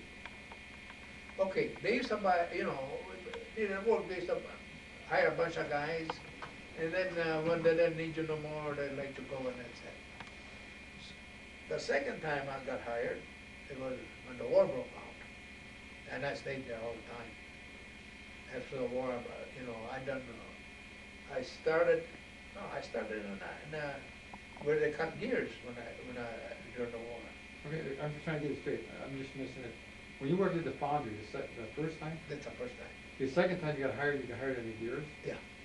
Okay. The second time I got hired in a year, On I used to machine. like 814, I still remember the department number. And I used to like it in there. And from there, they eliminated some jobs. I got transferred in, You never got laid off after that again? no, No. no, I never got laid off. I went from different departments to another, Right. then I got transferred. Then I asked for a transfer, I went to the repair shop, which I was there 20-some years. What year was that you went to the repair shop? Remember that one time in high school I went to see you? Remember I must have been about 17, 18, so it was 1957, 58, you must have been in a repair shop, right? Yeah. And I asked if I could go see you at lunch hour. And then you told me how to get there, I had to walk, I don't know how I got to pass, but I went above the street, to that tunnel they had on top. And I went by your workstation there, they showed me your workstation, your tool bench, your workbench and everything. I don't remember that. Oh yeah, I came and visited you. That I got on my mind. No, it's okay. Well, anyway, and then I had different jobs here and there, and then, which, like I say, working to me there, I enjoyed it because to me it was my bread and butter. I felt secure. I had a job, and I enjoyed it. Now, you grew up in a farm and, rough and Yeah. tough and with using an axe and everything else and with animals, with the, Well, that was on the wild. that was Now how did, and you enjoyed that. yeah. Now, how did you, the changeover to working with machinery and stuff? You know what I mean? It was different because you really weren't brought up with Well, that. I was this way. I felt this way. As long as I felt secure and contented, I didn't care what it was. Because it's not what you were brought up with. It's, No, I wasn't brought up like that. No, I didn't have to go on the farm. I'd rather work on a machinery after a while. Oh. I'd rather work When you- after I got, I was doing this You work. enjoyed that? I'd rather enjoy this than being on the farm. You adapted to that, you liked it. Yeah, I like that better. I Oh, like that okay. better. Oh, yeah, I did. Oh, yeah. Where'd you enjoy the best American Motors working? On repair or? Yeah. That's your best? Was that the one time when you went to driving the cars? Was that when you were working Well, repair? when I got into the department, you get rid of it's open. You know, jobs available. So I was driving cars for a while, until they needed more repairmen. I put my application for repairmen. It's kind of boring for you just driving a car, wasn't it? Or you said your back was You hurting? gotta keep going, you gotta keep on, because the line is going, you know, you gotta keep the cars going. No, I thought you said your back hurts you or something, you had to drive the cars out somewhere or something. Well, we had to, and a lot. A lot, oh. Thank you for that. But no, I drove cars, but I didn't care to just drive the cars. That's what I mean, yeah. No, but when my opportunity came to get a transfer to repairman, then I put it in, I put my application. to Did go you know in. very much about In cars? the same department, Same department. same department, you know what I mean, there's no opening, you gotta wait for opening. Now, you got a job, okay, you had to have so much seniority to finally got that job, but did you know a lot about cars? I always fiddle around with automobiles, Yeah. I didn't know that much. But But how could you get your I know I repairman? used to take generators apart, starter apart, even I'm old, I had old cars. I used to go around, I overhauled the car, I put new pistons in a car, I ground valves, I used to do a lot of that stuff. Before you. Before, Oh. we had a Pontiac, I stripped the motor out, and I put new rings, valves, everything. Now, how'd you learn about all that stuff? Learn about it, I Mm. read and asked, they come out nice. I Sure, asked, come out I asked, I wasn't a bachelor to go ask. Well, if you're gonna change the transmission, you never did it before, how'd you do it then? What'd you do? Just figure it out. Just figured it out. And then I came out. Did I you came learn out. anything at repair then? And when you repaired, did you learn something Oh, that you didn't know? yeah, the more you stay there, the more you learn. Only each year you change model. It's a different kind of a setup. That's what I mean, not everybody could have went into repair, because you had to be a little mechanically No, inclined. but a lot of guys, they make out. They were out. That's what I figured. Oh, You yeah. more or less tinkered with cars Yeah, before. they can tell. Yeah. They can tell you got transfer there after, they give you quite a spell, about time to get, and then they can tell whether you can make it or not. Otherwise, you get weeded out. Was that when you retired, was that your last job you had there? Yeah, I never repaired job, yeah. I